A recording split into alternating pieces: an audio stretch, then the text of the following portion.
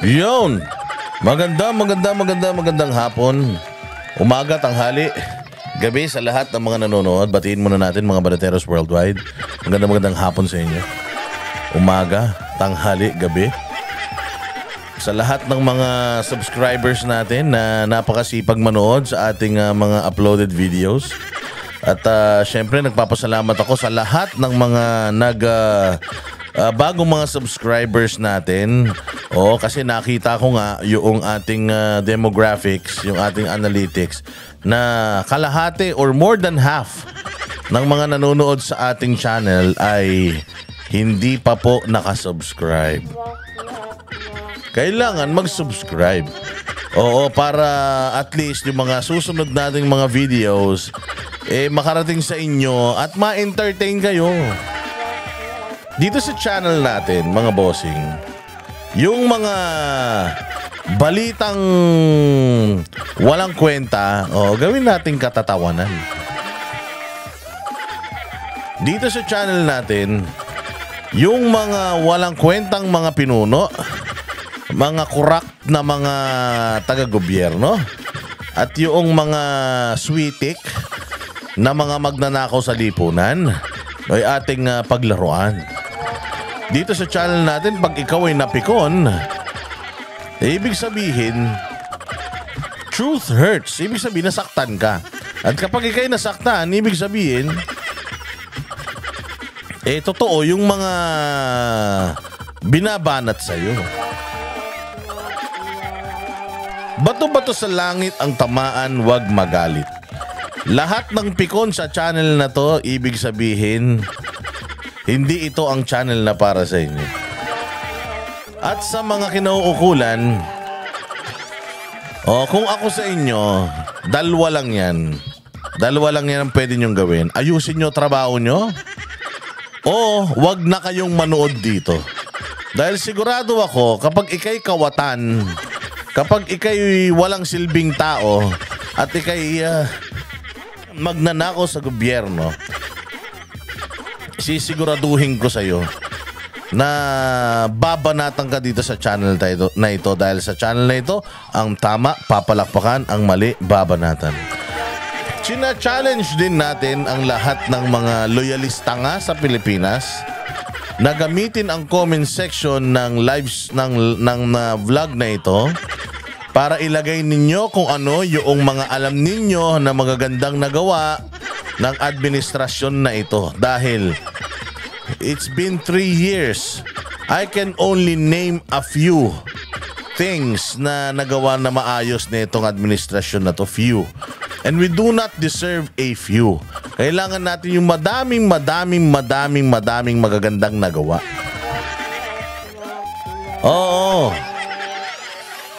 Another day, another Burautan session with your boss Dada, truly. Yours truly, Boss Dada. At syempre, pasasakitin na naman natin ang puso ng mga animal.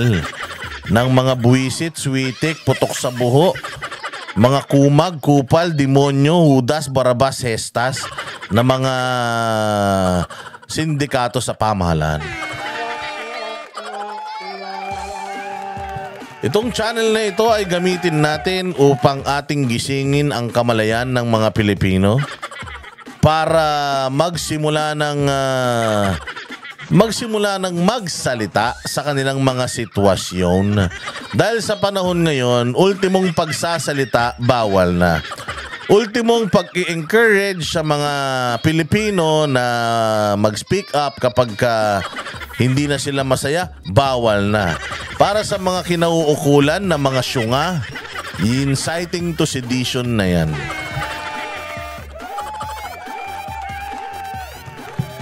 Inciting to sedition na yan, mga bossing. Kapag kaganyan ang tawag din pag ganyan ang mga bitawan mo, yari ka. Oo, ano na yan? Kulong ka na yan, timano.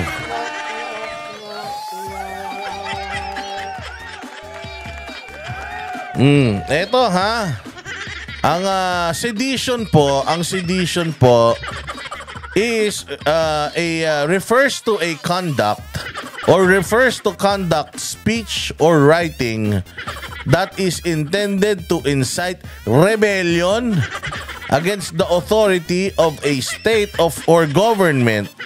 Insight into sedition often involves understanding the context, motivation, and action of individual or groups accused of promoting such activities. Ayan ha. O, sabi dito ha. Ang sedition po ay intend to incite rebellion. Yung sinasabi, halimbawa ikaw ay naghihikayat na sa mga tao na tumalikod na sa pamahalaan. Ayan, ang sedition na yan.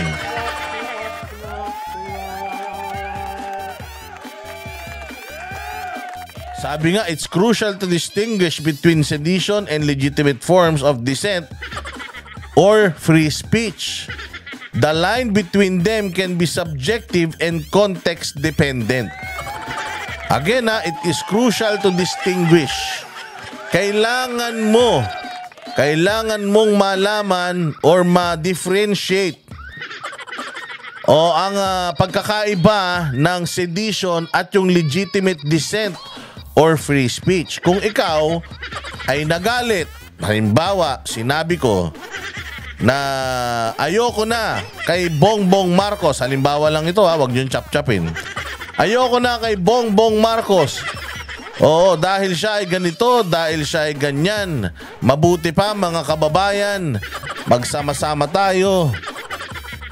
Kumuha kayo ng mga armas at tayo sumugod na sa Malacanang.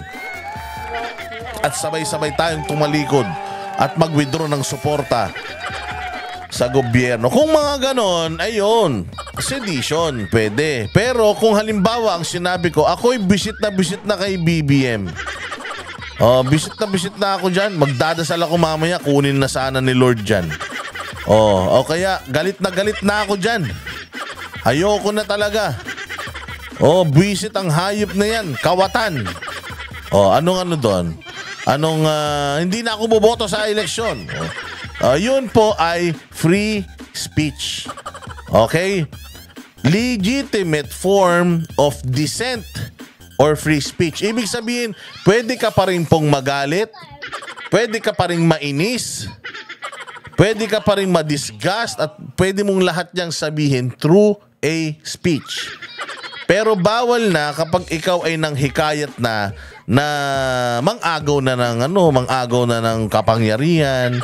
Kapag ikaw ay naghikayat na ng mga Pilipino na lisanin na ang inyong mga lugar, tayo na at umakyat sa kabundukan at tayo labanan na natin ang gobyerno. Yan, iba na yan.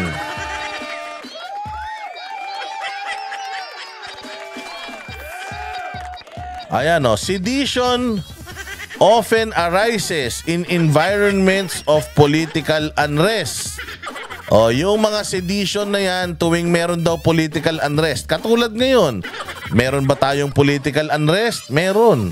Oo, nahahati talaga ang bayang Pilipinas dahil karamihan sa mga Pilipino ngayon ay buwisit na. Tapos yung kabilang side naman, yung kabilang kalahati, imbis na sana ayusin yung problema, lalo pang dinadamihan yung mga paglabag sa karapatang pantao. Ayan when there is a perceived injustice or widespread ng dissatisfaction with the government policies, diyan daw lumalabas yung mga galit ng tao. And sometimes when people are being hateful, the government is kumbaga looking at it as seditious.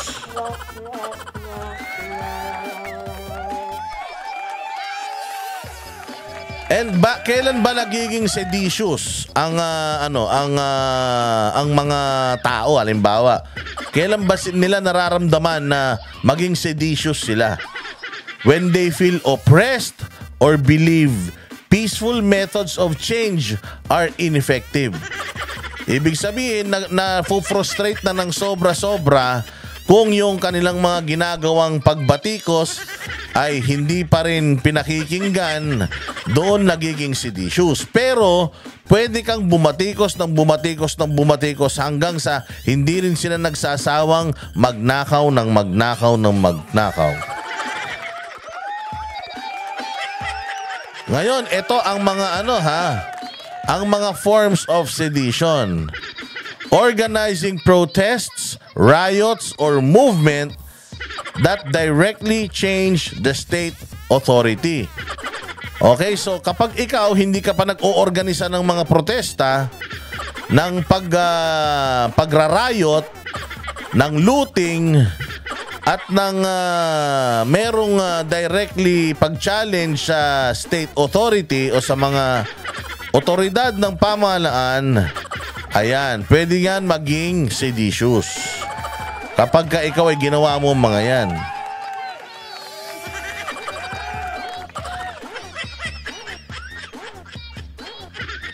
Ayan sabi nga nila, ang mga kontrobersya sa likod ng sedition ay critics argue that sedition laws are sometimes misused to suppress free speech and legitimate dissent.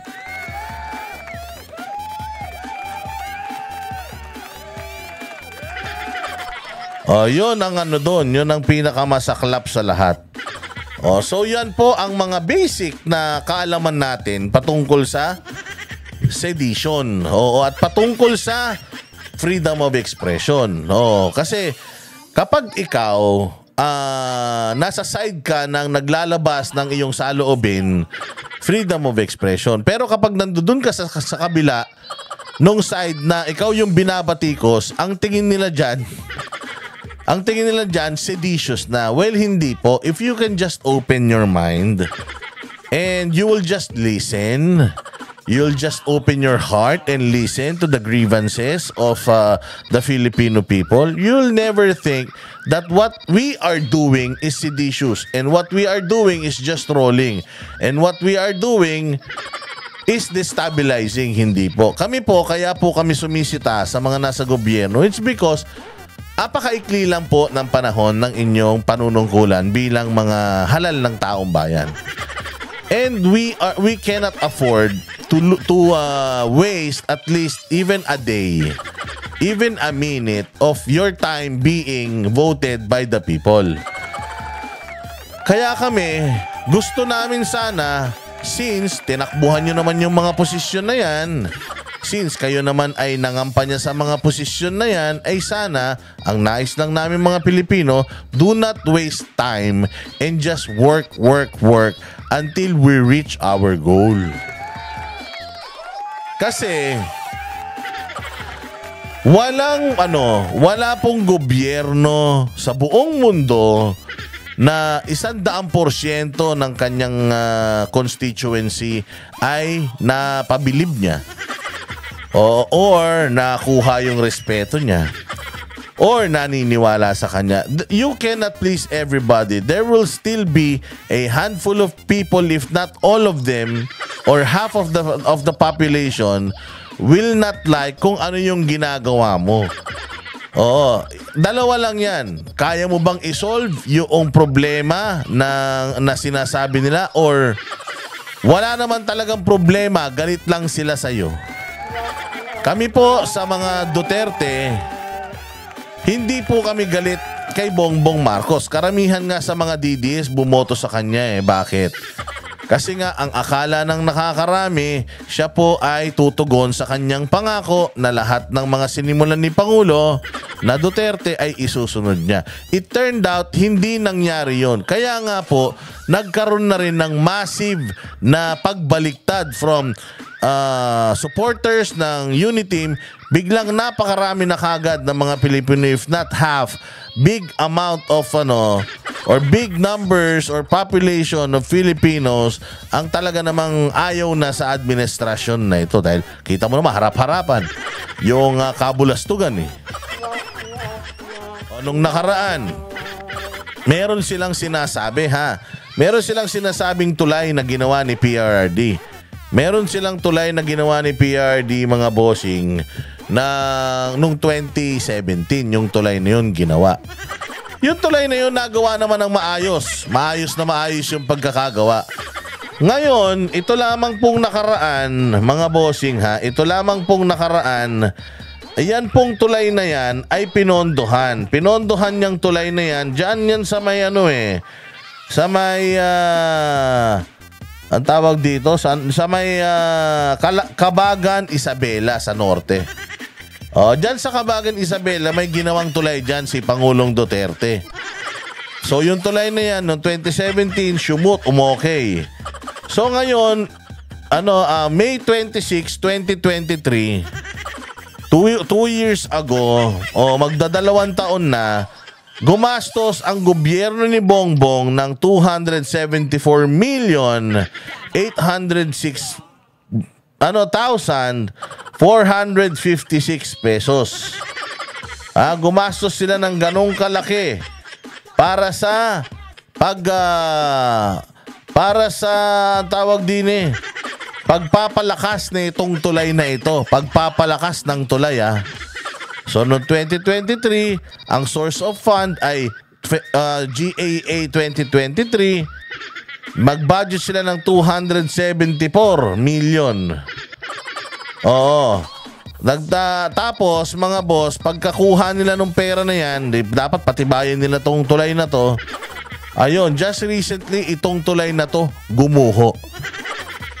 Ngayon, anong ginagawa ng mga ulaga? Yung pagguho nitong tulay na to, isinisisi nila kay Duterte dahil nga Duterte legacy. Itinayo daw yan noong 2017. Therefore, yung presidente? Duterte pa yung presidente. Na hindi nila alam na gumastos tayo ngayon ng 274.8 million. Hindi ko alam kung 274 billion to 806,456. Hindi, million lang to. 274,806,456. Gumastos tayo ng kulang-kulang 275 million para mapatibay itong tulay na to noong 2023 na ngayon gumuho. So kaninong kasalanan? Kay Duterte o doon sa tarantadong nag-budget ng pagpapatibay nitong tulay?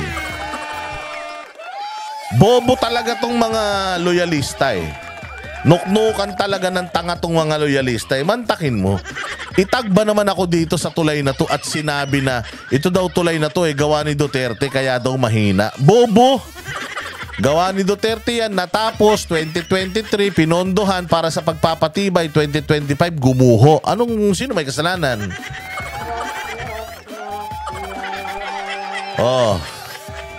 Hindi ba yan ang hindi ka ba naman maiinis dyan, mga partner? Hindi ba naman kayo mapipikon kapag kami mga nababasa kayong ganyan? Ngayon magagalit sila. Magagalit sila ngayon, mga bossing, na magmumura tayo. Magagalit sila ngayon, mga bossing, na minumura natin sila. Abay, ganito kalaking pera ang mga nawawala araw-araw dahil sa mga palpak na proyekto nyo. Sinong hindi magagalit? Ultimong sa buhay namin, siguro kahit na mga 10 beses kami mabuhay sa mundo, we can never acquire that 274 million. Not in this lifetime, and the next lifetime, and the next lifetime. Napakalabo na makuha namin yun. Tapos sinasayang nyo lang sa ganito. Paano ba naman yan? Hindi ka ba naman mamumura? Hindi ka ba naman magagalit? Hindi ka ba naman maghihikayat dun sa mga tao na paggalit kayo, magsalita kayo?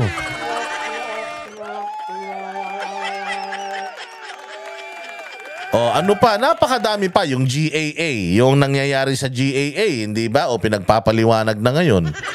Yung mga pinagpapaliwanag na po ngayon, mga bossing, yung mga yung mga congressman patungkol dyan, tsaka senador patungkol dyan sa GAA dahil mantakin mo, pirmado yung papel na puro blanco. Tapos nung hinihingi yung enroll bill, walang pirma. Yung blanco may pirma, yung enroll bill walang pirma. Tapos isinisisi sa mga ordinaryong empleyado ng Kamara. Hindi ka ba naman mapapamura? Afghan refugees, pumasok na. Pumasok ng Afghan refugees sa Pilipinas. Hirap na nga tayo. Pinasok mo yung Afghan refugees. Biglang sinabi ni Donald Trump, wala daw muna silang tatanggapin ng mga refugee. O ano na mangyayari sa mga Afghan refugees na yan? Dito natitira sa Pilipinas yan. O hindi ka ba magagalit dyan? Ano pa? Presyo ng bigas, hindi na bumababa. Yung nagbenta nga sila ng murang bigas, may kasama naman bukbok. O hindi ba, mga bagong gawa na tulay nila, nababakbak kagad, buwan pa lang. O tapos, puro travel abroad hanggang ngayon, mahirap pa din ang Pilipinas. 3 years after, wala namang bagong tulay, bagong kalsada, wala namang bagong ospital. O so ngayon, magtatanong ka saan nadadala yung pera. Kaya nga, bilang isang PCO, Undersecretary, itong si Claire, dapat yan yung mga ina-address niya na issue. Hindi yung mga issue na binabato ng mga Duterte because most of the time, itong mga sinasabi ng mga Duterte is addressed to the people, hindi naman sa inyo. Ngayon, sabi mo nga, kapag pinibili ka ng suka and nasaktan ka doon sa joke na yon, then the joke is on you. O same goes when the Duterte speaks and nasaktan kayo, then it's not their problem anymore. It's your problem anymore. Bakit kayo nasasaktan? Di ba? Oh, yan ang sinasabi ko sa inyo. Oh, mga bossing. Kaya eto, dahil sa dami ng mga problema ng bayang Pilipinas, etong si VP Sara ay nanawagan sa taong bayan na if you are not happy, you can actually shout it out sa Facebook, social media. If you have a YouTube account, then you can go ahead and shout it out there. Kumbaga, wag kayong tatahimik because according to Mayor Magalong, silence is not an option. If you go silent, they'll just think na you're good with what's happening. Pagka meron po kayo nakikitang mga injustices, pagmamalabis, pagmamaltrato at may nakita kayong mali, it is your moral obligation to call them out.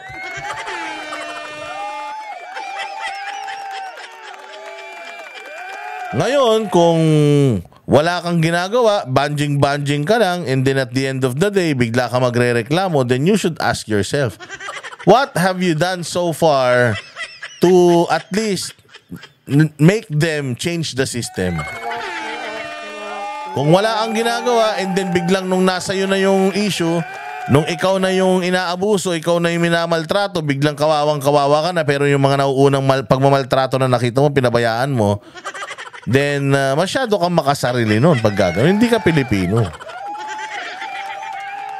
Di ba nagpunta si VP Sara dyan sa may Cebu and etong aling ito, kaya nga sabi ko ang dami ng problema ng Pilipinas, ang daming pera na nasasayang. Sabi nyo, ubos na pera natin. And yet, nag-hire kayo ng someone na instead of giving us information about the things that you are doing in your life na ikaw ay presidente, wala siyang ibang ginawa kundi sumagot sa mga Duterte na pag tinanong mo siya, is this the same position as who's in the Malacanang? Sasabihin niya, no, this is just a point of view of a lawyer. Anak ng tinapay. Kung gusto mo pala magbigay ng point of view mo bilang isang lawyer, wag kang gumamit ng pera ng taong bayan. Then go to your vlog, doon ka magsalita tungkol sa pagiging abogado mo at sa politika mo. Pero hanggat kaming mga Pilipino bilang mga residente, constituent ng presidente, dapat kami magsalita. Why? Dapat kami magsalita kasi kung merong taong pinagkakautangan ng loob, etong si Bongbong Marcos, yan yung 31 million na bumoto sa kanya.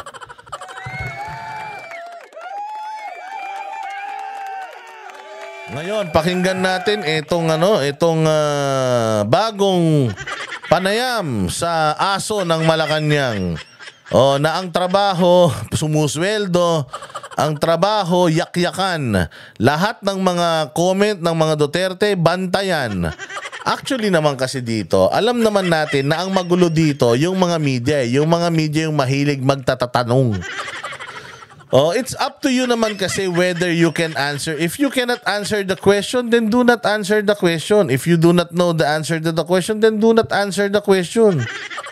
Or if you are not in the mood, do not answer the question. More so, if it is not your job, then lalong-lalong dapat hindi mo ginagawa. Di ba? O sige, pakinggan natin itong kanyang panggagalaiti na naman kay BP Sara.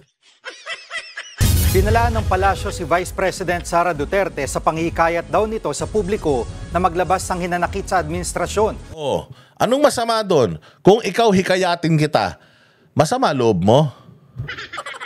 Masama loob mo? Mahal bigas? Gutom ka? Walang pambaon, mga bata, walang pang-eskwela? Ay, pinalayas kayo sa bahay?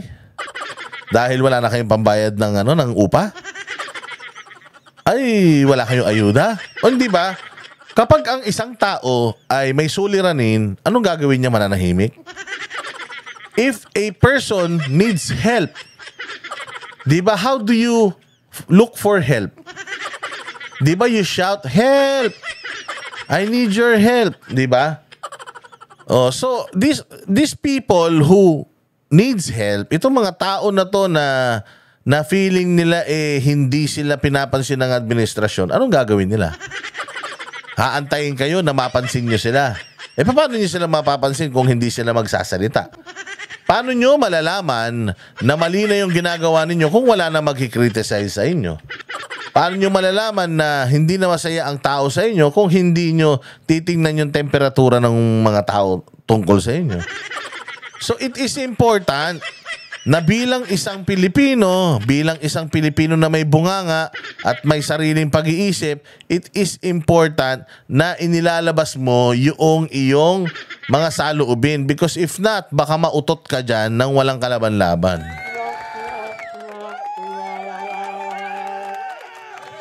So the Vice President is calling for Filipinos who are affected by poverty to what? To ask the government and to be angry. Sino ba naman hindi magagalit? Hindi mo alam kung may kakainin kayo bukas o wala. So, bawal daw yun. Pero ang tanong, did Inday Sara even mention na hindi na kayo mahal ng gobyerno? Mag-armas tayo, makibaka tayo, at tayo ay magtago sa kabundukan, ambusin natin yung mga sundalo, sunugin natin yung mga hindi nagbabayad ng revolutionary tax. Hindi ba? Yun ang dun. Yun ang sa tingin ko talagang medyo delikado dun sa mga salitaan na ganyan. Pero kung lang naman, kung di na kayo masaya, siguro maraming susumbong sa kanya. O sabi niya, kung di na kayo masaya, do not vote for his slate. Do not vote for him. Or might as well, while you do that, samantalahin mo na, banatan mo na sila ng banatan. Babala ng Malacanang pwede ang mauwi sa kasong sedisyon. Nasa frontline balitang yan si Maricela Lili. Bumuelta ang Malacanang sa pahayag ni Vice President Sara Duterte na pwede raw ipakita ng taong bayan ang kanilang galit sa gobyerno. Pwede naman talaga Kailan ba kasi pa pinagbabawal yun? Natatandaan natin, hindi ba? Kaya nga tayo nagkaroon ng people's power or people power at revolusyon noong panahon ng tatay mo. It's because nagalit na sila, napuno na sila, kaya napuno din ang EDSA. So ngayon, ang ibig mo sabihin, bawal lang silang magalit? Claire, totoo ba to? Na ang mga Pilipino bawal lang magalit sa presidente? Hindi totoo yun. Ang mahirap, yung wala ka namang ikakagalit tapos nagagalit ka, baliw ka na nun. Pero yung ganito nangyayari sa bayan natin with all the problems that we are facing, lalo ngayon mag-e-eleksyon. Tapos sasabihin mo, wag pa rin magalit. Sabi ko nga sa inyo, ako nung nakaraan, nandiyan ako sa Bulacan. Nangangampanya tayo, nag-public speaking tayo, ipinakilala natin yung PDP laban sa mga tao dyan sa Bulacan.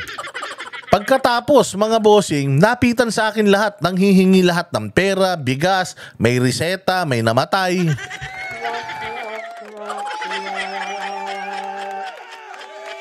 Hindi naman ako bilyonaryo, wala naman akong pera. Ang ipinapangako ng PDP, malinis na halalan, malinis na kampanyahan, walang bigayan ng pera. So yun ang sinabi ko sa kanila, hindi po kami nagbibigay ng pera. Pag-asa po yung ibinibigay namin sa inyo at serbisyo po yung ipinapangako namin sa inyo. Hindi kami magbibigay ng ayuda because in the first place, yun nga po yung iniiwasan natin, yung magbigayan ng ayuda. Kasi nasasanay na kayo sa ayuda. Makinig kayo sa plataforma. Huwag kayong makinig sa ayuda.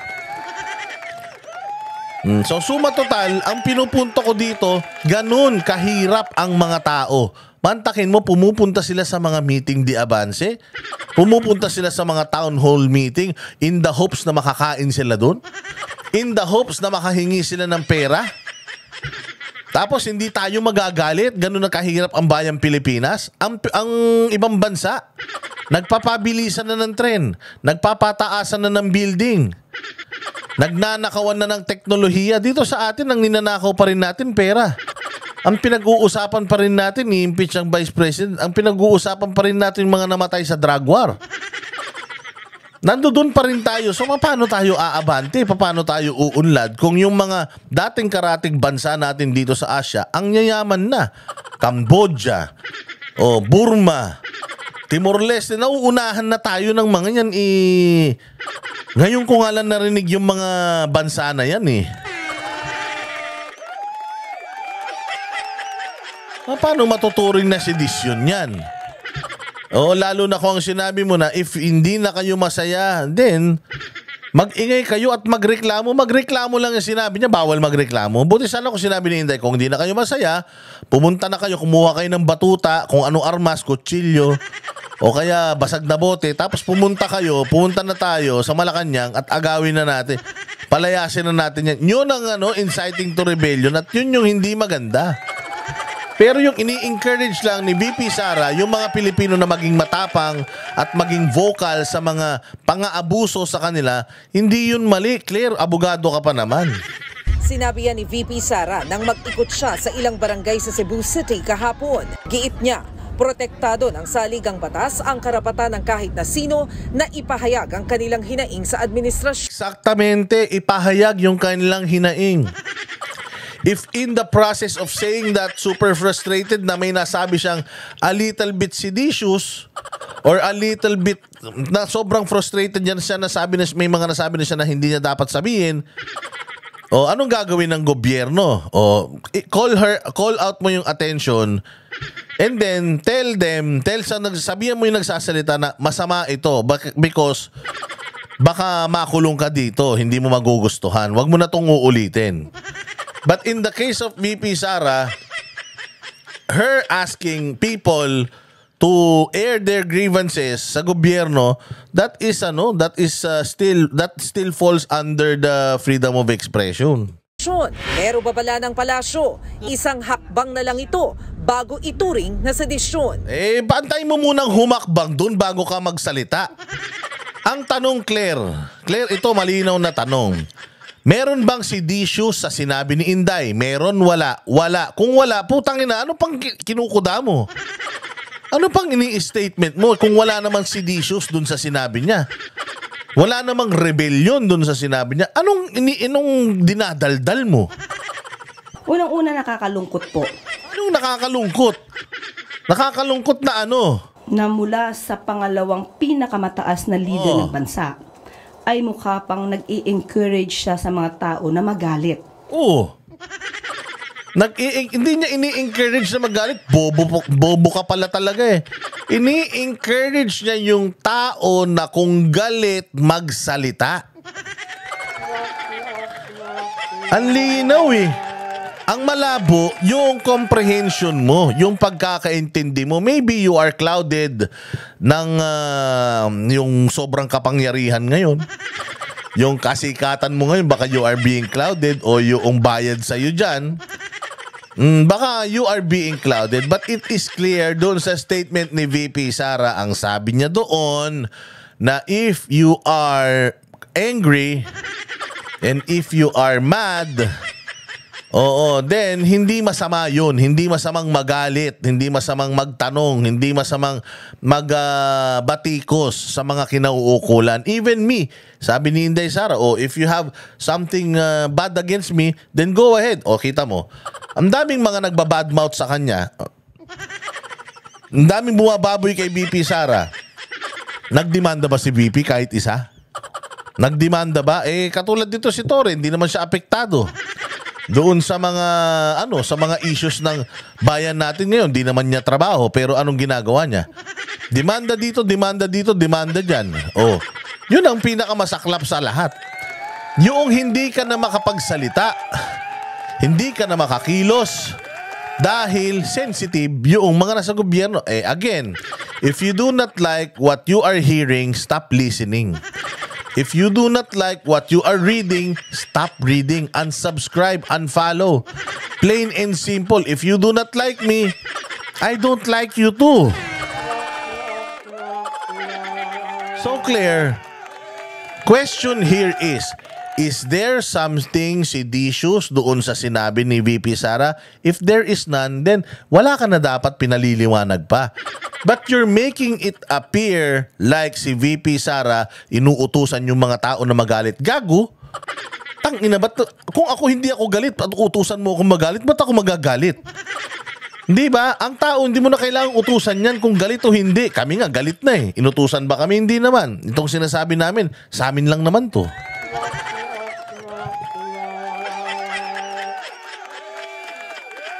Ulitin natin sinabi ni VP Sara.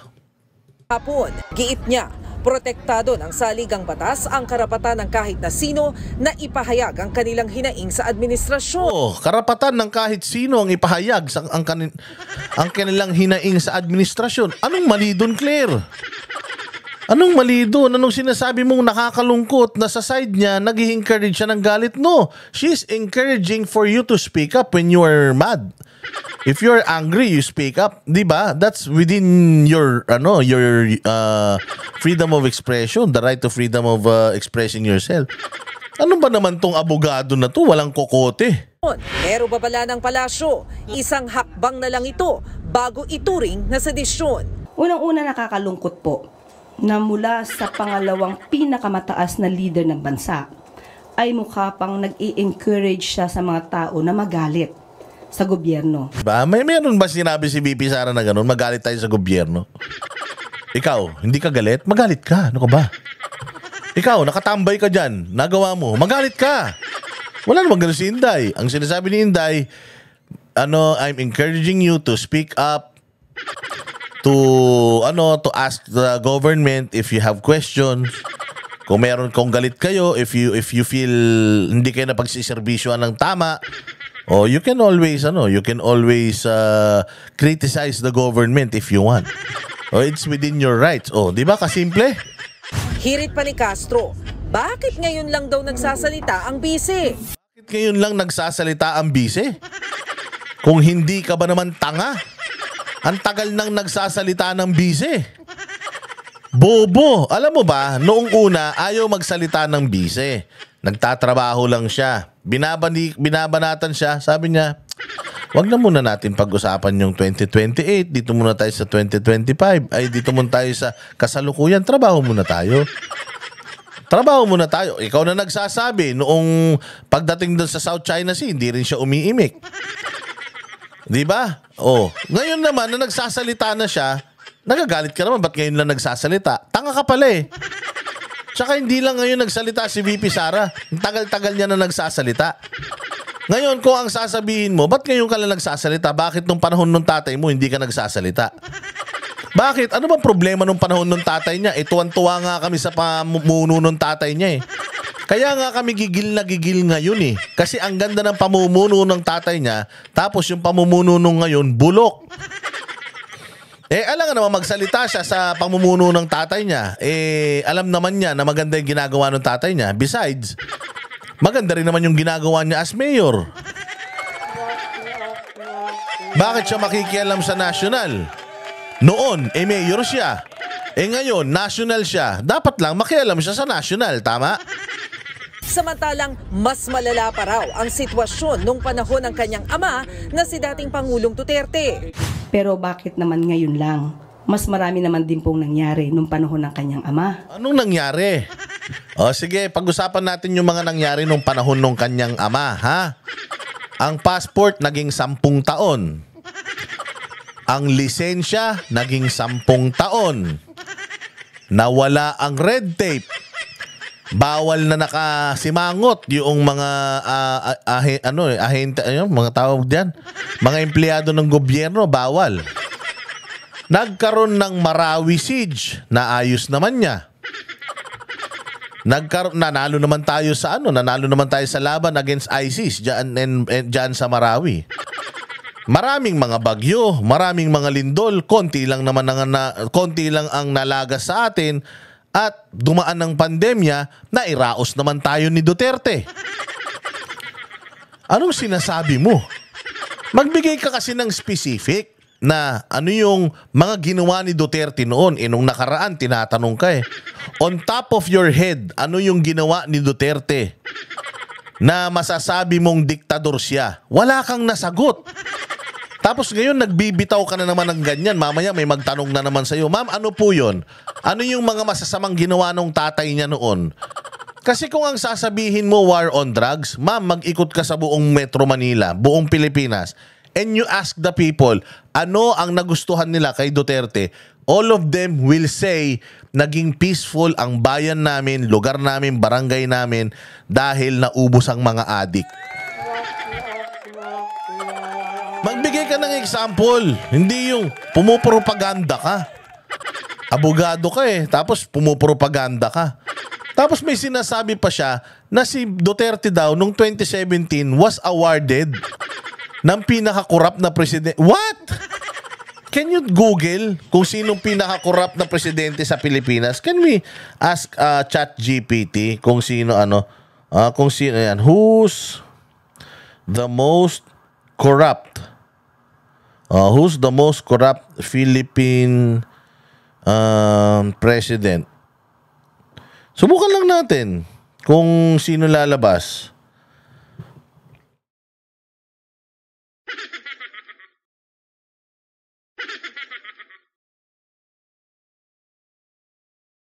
Ayan alam mo kung anong lalabas? Ayan ang lalabas kayo na magbasa. Ayan Ferdinand Marcos as emblematic. Ayan emblematic of widespread corruption. It's not even in Google. It's not even in ChatGPT. Hindi ba itong mga mga AI information gathering applications na to Assessing which Philippine president was the most corrupt inherently subjective and depends on the criteria used, such as the scale of corruption, its impact on society, or the methods which it was carried out. However, many historians and political analysts frequently point to the regime of Ferdinand Marcos Sr. as emblematic of widespread corruption. Emblematic. So, yung sinasabi mo na si Pangulong Duterte pinaka-corrupt, saan nanggaling yun? Bakit nung umalis si Pangulong Duterte bilang presidente, nagpapasalamat pa yung mga Pilipino sa kanya? Actually, matatapos na nga lang siya, gusto pa siyang i-extend ng mga Pilipino Saan nanggagaling, Claire, yung mga sinasabi mong kapekean? Abogado ka pa naman, tapos Malacanang USEC ka pa naman ng PCO, tapos peking impormasyon yung feed mo sa tao. Google mo. So parang ang pag-encourage po ba niya na magalit ang tao, meron po ba itong link doon sa sinasabing destabilization? At Sinong nagsasabi ng destabilization? Meron ba silang kaso ng pagde-destabilize sa korte sa bayan? Wala naman. Meron lang impeachment kasama 'yun, pero itatakil pa 'yun. Innocent until proven otherwise. Ano ba naman to abogado na to? Kaabogadong tao walang alam. Patungkulan palagi na ang taong bayan ay dapat nang kumilos laban sa gobyerno. Hindi na bago ang palitan ng patutsada ng Pangulo at ng mga Duterte. Pero depensa ng palasyo, gusto nang ihayag ng Pangulo ang kanyang saloobin para ipakita na hindi siya mahinang leader. Mahirap po na yung isang party lang ang sumusuntok. Kailangan din po tayong sumangga. Habang tumatapang ang mga pahayag ng Malacanang, Ayan dito nga sa Google nga when you look for kung sino yung most corrupt na official, ayan ang lumalabas 3. Marcos, Estrada, Binay. This is Google. This is Google, mga bossing ha. This is Google. I mean, hindi natin pwedeng sabihin na Google is right and Google is wrong. Pero ang masasabi natin, according to, if you're talking about data, if you're talking about data, yan yung totoo. Na if you go to ChatGPT and ask ChatGPT, Ferdinand Marcos, if you go to Google, 3 tao ibibigay niya sa'yo. Walang Duterte. Walang Duterte. Hindi ko kasi alam kung bakit kasi galing-galingan. Kung bakit kasi galing-galingan. Itong ating PCO, Diyos ko po, masyado kasing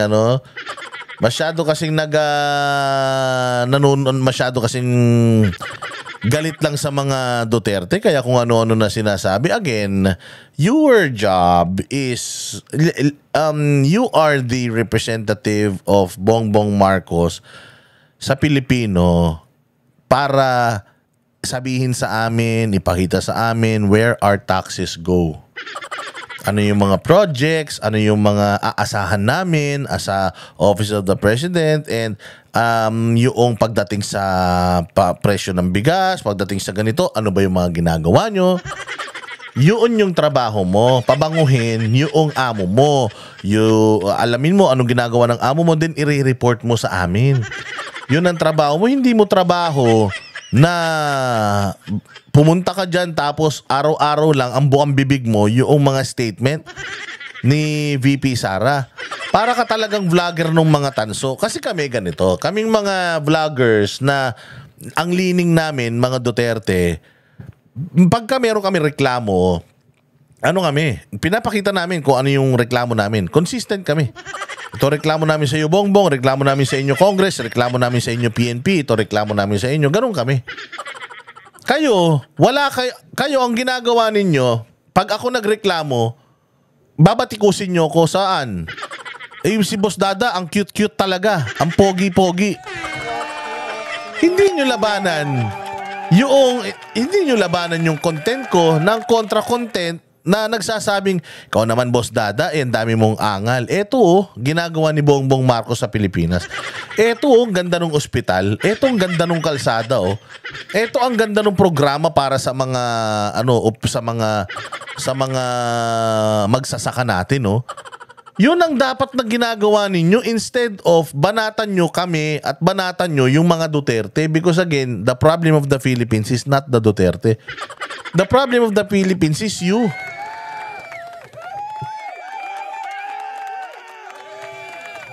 Tapos ano pa yung sinasabi ninyo? Ano pa yung sinasabi nila na ito dapat daw lumaban na sila. Hindi naman yun ang trabaho mo na labanan Ang trabaho mo nga is labanan yung pangit na mga batikos sa inyo ng magagandang mga ginagawa ng presidente. Hindi ba? Katulad ni Marbil. Ang ganda nung ginawa ni Marbil. Sabi niya, tumawid ako diyan sa may EDSA busway, hindi ko inaamin Ganito gawin natin, mga pulis, tulungan niyo ako. Maglabas kayo ng magagandang mga ginawa ng PNP. Sa buong Pilipinas, i-flood natin yung social media ng information na magandang trabaho ng PNP para mapagtakpan yung pangit na ginawa ko. Buti pa si Marbil ganun mag-isip ikaw hindi Wala ka nang ipinakikita sa aming magagandang ginawa ni Bongbong Marcos. Puro ka pabatikos. Ngayon sasabihin ni Tony Claire na nakakalungkot kasi pangalawang pangulo ka, dapat ikaw ang nag-i-encourage sa mga Pilipino na magkaisa tayo. Gago! Nagkaroon ng rally. Ang Iglesia ni Cristo gusto ng pagkakaisa. Putang ina, anong ginawa ng anak ng presidente mo? Siya pa ang nagpaikot ng papeles para ma-impeach si BP Sara. So sinong may gusto ng pagkakaisa? Sila Marcos? Gaga ka pala Hindi ka ba naman tanga tingnan natin tong isang galing-galingan niya na na interview. Akala mo lahat kasi alam. Pag hindi alam ang sagot, wag nang dumaldal. Sabi mo hindi mo alam ang sagot. follow-up lang doon. So, will Malacanang push for amendments to the law on POGO and the law on the SIM card registration given those problems that you mentioned? SIM card earlier? registration. We have not yet talked about that, but as a lawyer, O, putang ina. Hindi nyo pa napag-usapan ni Bongbong. But as a lawyer, hindi namin kailangan yung opinion mo as a lawyer. Kailangan namin ano ang opinion ni Bongbong dito. Hindi opinion mo, putang ina, hindi naman ikaw ang presidente ng Pilipinas eh. Bakit yung opinion mo ang sasabihin mo sa amin? Wala kaming paki sa opinion mo kahit kumain ka ng bubog paglabas mo ng Malacanang. Kahit na anong gawin mong kahayupan sa sarili mo, wala kaming paki kahit na saksakin mo ng pako yung mata mo. Wala kaming pakialam mo kaya suminghot ka ng ng panis na utot. Wala kaming paki, lalong-lalo na sa opinion mo. May tanong sa'yo, ano ang posisyon ng presidente, hindi nyo pa napag-uusapan, it should have ended there. Wala pa kami napag-usapan tungkol dyan. I will write it down and I'll ask the president and I will tell you. And I will tell you kung ano yung napag-usapan namin. Thank you. Next question. Plain and simple, hindi yung, but as a lawyer, putangin na mo. Pakialam namin kung abogado ka. Hindi namin kailangan ng opinion mo as abogado dahil di naman namin inilalapit yung sarili namin sa yung problema namin sa iyo. Meron tanong, hindi mo kayang sagutin, ganun lang yun. Hindi ka magkambida-bida ka na lahat na lang as a lawyer, gago. Ano yun? So lahat ng sasabihin mo dyan, opinion mo lang sarili yun. Eh di nagsayang lang kayo ng oras kasi kaya ka nga nandiyan dyan, ikaw ang magmimistulang alter ego ng presidente natin. Pag may tinatanong sila tungkol sa presidente, kung alam mo yung sagot, dahil yun talaga yung sagot ng presidente, then you speak it out. You spit it out. Pero kung hindi mo alam, then hindi mo alam, tapos. kailangan po talaga na magkaroon ng amyenda, especially doon sa SIM card registration. Kailangan po na ang pag-register dito, katulad po kapag kayo kumukuha ng driver's Tinan mo kung gaano kagago ha, tinan mo. license. Personal po kayong pumupunta. Kahit pag pumunta po kayo, So pag nag-SIM card registration daw tayo, personal tayong pupunta. Putang ina tanga, di ba? Palalabasin mo yung mga tao dahil lang dyan sa putang ina SIM card registration nyo na hindi naman successful. Pinalabas nyo nga lahat ng tao eh. Noong nagkaroon ng national ID, putang ina hanggang ngayon hindi nyo pa nadideliver yung national ID. Tapos ngayon naman eto, SIM card registration lalabas. So yung lola ko na hindi na makalakad, kailangan pa magpunta para dyan sa SIM card registration.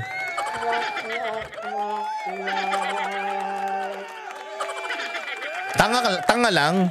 Ang hilig kasi magbigay ng suggestion, hindi naman hindi naman kasi hinihingi yung suggestion mo. Hindi naman hinihingi yung legal opinion mo. Ang hinihingi nung reporter, ano ang kasagutan ng presidente natin? Hindi naman pala legal, hindi naman pala official statement ng presidente yung pinagsasabi mo, ba't mo pa sinasabi? Di ba? Bida-bida kasi. Oh, sige, diretso. at kumuha po ng NBI clearance, pumupunta po kayo ng personal. Kakayanin Yung lola ko hindi nakukuha ng NBI clearance yun. Tangina niyan, una sa lahat, walang record sa NBI yun, sa sobra tanda na nun. So, kung ako, pupunta talaga ako. Requirement yun eh. Ang tangina, SIM card ko, pupunta pa ako sa'yo. Tanga ka ba? Alam mo ba ginagawa ng administrasyon ngayon? Dinidigitalize na, yun ang pangarap ni Marcos eh. Digitalize na. Lessen na yung human intervention. Yung human interaction. Gusto niya lahat, lahat online na. Bopols ka ba? Pati nga yung pag-withdraw sa bangko ngayon, online na eh. Di ba? Malilipat mo na ng mga account kung saan-saan yung pera mo eh. Dahil online na ngayon, tas ikaw putangin na gusto mo ibalik tayo sa nakaraan. Gusto mo back to Stone Age tayo, punta pila-pila kami lahat kami na may SIM card. Alam ba kung ilang milyong Pilipino yan? Kaya nyo i-accommodate yan, ma'am? Kaya mo? po natin ito, marehistro ng tama ang mga SIM cards natin para maiwasan po yung mga ganitong klaseng scams na kahit na lang sino, bumibili na lang ng SIM card, may bayad, bumibili sa iba, binebenta ang kanilang identity. Mahihirapan po tayong sugpuin ng krimen kapag po ganun na nangyari. So it's accurate to Ayan anong sabi nito? Tingnan mo sasabihin nito Bopols kasi, tingnan mo sagot. say that Malacanang is open to amendments to both the laws on SIM card registration and POGOs. Kung yan po ang makakabuti sa interes ng taong bayan, gagawin po natin at kami po ay magiging tulay din po para po ito ay masiayos. Masa masawata. Tangina. Pinuturuan pa, masawata, alam mo, ganito lang kasi yan. Ang tanong sa'yo, so ito po ba, ibig mo sabihin, open ang Malacanang sa ganito, sa ganyan? Ikaw na nagsabi kanina eh. Hindi nyo pa napag-uusapan ng presidente. Tapos sasagot ka in behalf of your president. Sasabihin mo na yes, open kayo. Sabi mo nga, hindi nyo pa napag-uusapan eh. So, you're acting as a president already? Tapos, feeling mo presidente ka na porket na utal-utal ka? Utal-utal presidente, pero pucha naman, pakaina naman ang kukote-mote. Ayos. Salamat po. Death Narciso, DZRH. Follow-up lang po dun, ma'am. Ito maganda. Ito yung follow-up, oh. Kasi kung binabanggit po ninyo na yung registration dapat ay gawin dun sa mga ahensya or offices, hindi po ba taliwas yun dun sa gusto ng Marcos administration na digitalization? Ang ganda ng tagot. Yun yung sinasabi ko eh. We are going or headed to digitalization. So yung sinasabi mo na physically magpunta kami doon to register our SIM card, do you think it contradicts yung una nang sinabi ng presidente natin? Kasi naman, hindi ka naman kasi presidente, hindi mo naman inaalam muna kasi yung mga bagay-bagay, daldal ka ng daldal. O, kita mo to. Ganyang kabobo yung abogado na yan. Simpleng tanong hindi niya maiintindihan yan. Hindi niya magigets yan. Ang tanong is, pupunta tayo, SIM card registration, digitalization, tapos physical, hindi ba? It defeats the purpose of digitalization. The reason why we are encouraging the digitalization because of the digital age, less po yung human interaction and intervention. Minsan nga maganda sa digital na transaction, walang corruption kasi nga less yung human interaction walang fixer. Di ba? So yun kasi yung gusto ng presidente, bakit binabago mo? Bakit ang opinion mo bilang isang abogado, mali, iba dun sa opinion ng presidente natin. Sana ang sinasabi mo dyan, yung sinabi ko kanina is just me being a lawyer. Yun na nga yung sinasabi ko sa'yo. Hindi ka naman kasi hinihingi yung suggestion mo. Na-confuse tuloy, pati yung mga nasa press corps. Sabi nila, so parang iniisip tuloy nila, lahat ng lumalabas sa bibig mo, yun yung sinasabi ng presidente, which is hindi naman talaga dahil sinabi mo kanina, akin to bilang isang abogado, hindi pa namin napag-usapan, pero ako bilang abogado, ikaw, you're speaking for yourself. So sana sinagot mo dito kay ate, no, I was just speaking for myself. That is my kumbaga, if I were the president. Ganun yun, or me being a lawyer. It's not the official statement of the president. Sana kinlaro mo na, pero hindi, sagot pa rin siya. Ang masaklap, hindi niya naintindihan yung tanong. So, abogado, galing-galingan, simpleng tanong, hindi naintindihan. Tinan yung sagot. Okay. Okay. Wala pa siya. Okay, sige, ganito. Okay. Meron tayong, ang polisiya at ang pinupush po ng ating Pangulo, at least magkaroon po ng 95% na transaction, digitalized transaction, especially sa government. Bakit ka? Para po mas mabilis ang transaksyon. Halimbawa. Di ba bobo? Bobo ka talaga eh. Kanina lang, sinasabi mo, magpunta. Di ba? Pag nag-apply ka NBI, magpupunta ka. Di ba? Pag mag-apply ka ng ganito, ikaw yung pumupunta. Dapat pumunta rin tayo. Ngayon, yung tinanong ni ate, sabi niya, kailangan 95% digitalization kasi mas accurate. Mas accurate pala yun. Ba't pinapupunta mo pa yung tao para ng SIM card? Ano ba talaga? Tangina kasi tali-talinuhan eh. Galing-galingan kasi, bida-bida eh. Di pa nga iniintindi yung yung tanong sagot na ng sagot eh. Wapo, kaya umuutang sa bangko. Hindi po masyado mahihirapan dahil digitalized na lahat. Pero ang pinapato... Proud na proud siya. Sagot siya. Pero sabi ng reporter, tanga. Inan to, hindi nakikinig. Bobo. Kulan niyo po ba ay patungkol kay... SIM card po. sa SIM card. Sa SIM card, putang ina. Ano ba yung pinapatungkulan mo? Puta, sumasagot na siya, hindi niya pa alam kung ano yung pinatutungkulan. Sa SIM card pala, putang ina. Sagot ako ng sagot, hindi pala yun yung dapat kong isagot. Kita mo ang kabobohan mo. What do you mean? Hindi ko makuha po yung inyong tanong. Putang ina yan. Hindi mo nakuha yung tanong, sagot ka ng sagot. Hindi ka ba naman tanga? Putang ina, saan ka pinaglihi ka sa bulbul? Ha? Ang gulo-gulo mo? Kahit umaga, tanghali, gabi, magulo ka? Ha? Saan ka pinaglihi sa urmot?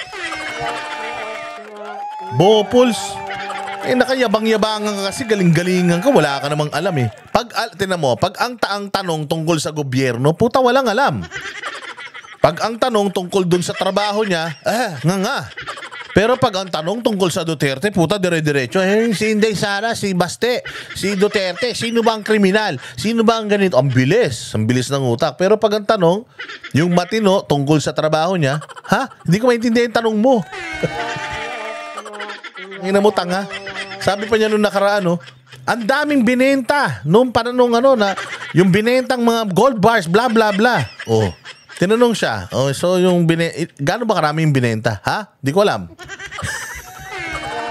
Hindi pala niya alam, gago. Sagot na sagot, hindi alam. So ngayon, pinahiya siya dito nung isang reporter. Sabi nung reporter, putang ina ka. Salita ka ng salita, hindi ka naman marunong Sabi niyo po kasi yung SIM card registration on. Kailangan pang ipaliwanag sa'yo ulit. Ikaw yung salita ng salita. Tapos ngayon, sila na nakikinig sa'yo, sila pa yung pag-e-explainin mo kung ano yung narinig nila sa'yo. Saan ka naman makakita ng ganyang PCO, undersecretary? Pinapaalala pa nung mga press corps sa'yo kung ano yung huli mong sinabi, nakalimutan mo kagad. Ano ka, isda? Pinaglihi ka sa tulingan? Online. So, dapat Okay. That will be a different issue. Different issue na? Gago. Tanga. Sabihin mo, personal opinion mo yon. It is not the official opinion of the Malacanang. That's my personal opinion. Well, I think the opinion of Malacanang is more powerful than my opinion. But what I've said earlier was my opinion. Which hindi mo naman kasi dapat sinasabi dyan yung personal na opinion mo because you are paid. Binabayaran ka ng taong bayan para magsalita ng kung ano yung sasabihin ng presidente, yun yung lumalabas sa bibig mo. Hindi kasi yan vlog. Dapat paigtingin natin yung tamang pagrehistro. Kasi po pag ito naman ay ginawa... Sabi mo kanina pumunta eh. Sabi mo kanina physical na pumunta eh. Tapos sinasabi mo naman kanina mas efficient kapag online na lang. Puta, ano ba talaga, Claire? Ang gulo-gulo mo eh. May para kang presidente mo eh. Tangina, para kang yung Clay. Kung ano yung ihulma sa ulo nyo, puta, yun na yun. Nating online, mangyayari po ulit. Itong nangyari na maling pagrerehistro kahit sino na lamang po ay nagre-rehistro. So, ibig sabihin, hindi accurate. Sinasabi mo kanina, mas accurate yung online, tas ngayon, hindi accurate yung... Ano ba talaga? Accurate? Hindi accurate? Ano ba talaga, Claire? Putangin ang gulo-gulo mo. Kasi sinasabi ko sa'yo, aralin mo yung trabaho mo. Hindi yung putangin na, puros ka lang, umakyat ka dyan sa stage. Ang dala-dala mo lang, puros yung pagiging anti-Duterte mo. Tandaan mo, meron kayong Pilipinas na pinatatakbo. Huwag niyong paikutin yung mundo niyo sa mga Duterte lang. Solve niyo yung mga problema ng Pilipino. Hindi yung kung ano-anong puro ka Duterte. Maraming binibiling SIM cards at ibinebenta sa mga sindikato. Yun po ang dapat nating ayusin. So dapat po talaga kung magre-rehistro ng SIM card, dapat personal. So personal yung SIM card. Pero 95% ng gusto ni Bongbong digital. So magkaiba sila. Magkaiba sila ng isip. So kinukontra niya yung mismong presidente niya. At para sa kanya, siya yung tama dahil siya yung nagsasalita. Putang ina, ang lupit ng topak. Ay nako, ewan ko sa inyo. Diyos ko po. Again, maraming salamat sa inyong panonood. Sana na-entertain kayo dito sa malupitang na ito. balita na ito. O syempre wala masyadong balita. Tahimik pa ang mundo ng politika ngayon dahil lahat ay busy sa kanilang pangangampanya. Kaya yung mga ganitong kabulastugan, kabubuhan ng mga pinapasweldo ng taong bayan, ito muna ang ating tatambayan. Hanggang sa muli, maraming salamat po sa inyong pagtangkilik. Oy, salamat sa mga nagpapasuper thanks dyan, ha. Importante yan. Importante super text, hindi nyo madadala sa kabilang hukay yan, sa kabilang buhay yung mga kayamanan nyo na yan, kaya bawas-bawasan natin konti. Okay, maraming salamat sa inyo, mabuhay kayo, God bless us all, God bless the Philippines, you're amazing, more power. Kami ang boses ng masa, hindi natatakot. Katotohanan lang, di kami nalulunod. Walang bahid ng sismis, lahat ay totoo. Kahit sino ka pa, pag mali ka babanatan ka. Walang pinipiling kulay, wala kaming kinikilingan. Basta para sa bayan, kami lalaban. Pag tama palakpakan, pag mali matatakot. Para sa bayan, tuloy ang sigaw. Sa harap ng kamera, walang halong takot. Mga baluktot, lahat kayo'y tutumba. Ang hustisya at totoo, yun lang ang mahalaga. Kahit sinong harang, di kami matitinag. Walang pinipiling kulay, wala kaming kinikilingan. Basta para sa bayan, kami lalaban. Pag